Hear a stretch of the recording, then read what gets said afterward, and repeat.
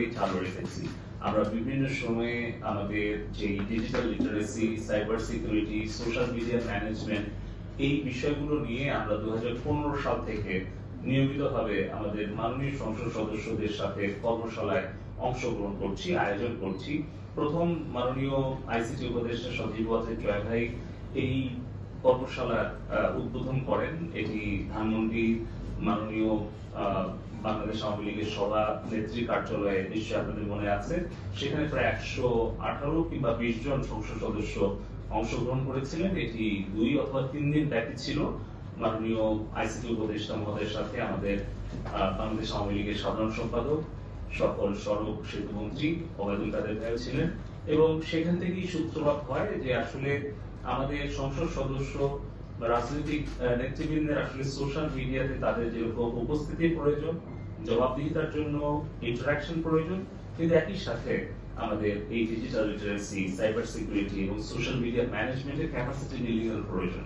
আপনি খেয়াল করে দেখবেন এখন কিন্তু অনেক সংসদ সদস্য, মন্ত্রীরা তারা কিন্তু সোশ্যাল মিডিয়াতে খুব অ্যাক্টিভ, এবং অনেকেরই কিন্তু ভেরিফাইড পেজ আছে, ভেরিফাইড অ্যাকাউন্ট আছে। আমরা সব প্রণোদিত হয়ে তাদেরকে সহযোগিতা করেছি। আমাদের কাছে যারা সহযোগিতার জন্য এসেছে তাদেরকেও সহযোগিতা করেছি, এবং গত বৃহস্পতিবারে মহান জাতীয় সংসদে একজন সংসদ সদস্য মহোদয়ের প্রশ্নের প্রেক্ষিতে আমি আবারও উল্লেখ করেছি যে আমাদের সাইবার সিকিউরিটি এজেন্সি, আমাদের এজেন্সি টু ইনোভেট এবং আমাদের বাংলাদেশ টেলিযোগাযোগ নিয়ন্ত্রণ কমিশন, তারা আমাদের সংসদ সদস্য মন্ত্রী মহোদয় তারা যদি তাদের চাহিদা এবং তাদের যে প্রত্যাশা সেটা যদি আমাদের কাছে ওনাদের অ্যাকাউন্ট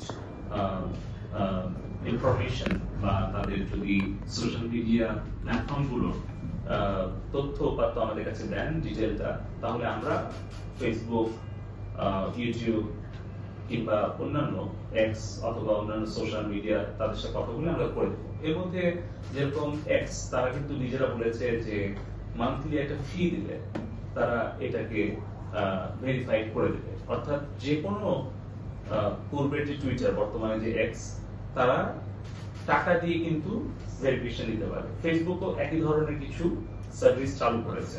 তো কোনো যদি সংসদ সদস্য বা মন্ত্রী মহোদয় তারা যদি টাকা দিয়ে যদি ভেরিফিকেশন নিতে চায় তাহলে তাদের নিজের অফিস থেকেই করতে পারে।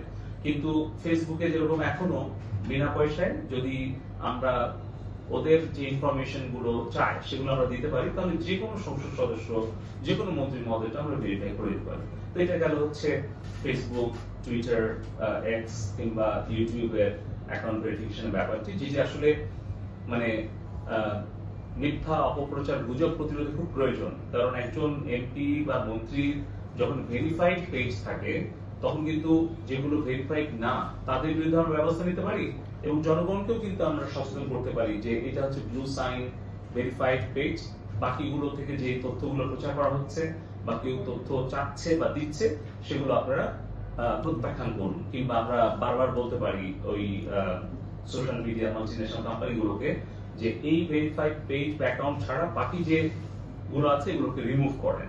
তো এইটুকু হচ্ছে আমার আপনার তৃতীয় প্রশ্ন উত্তর।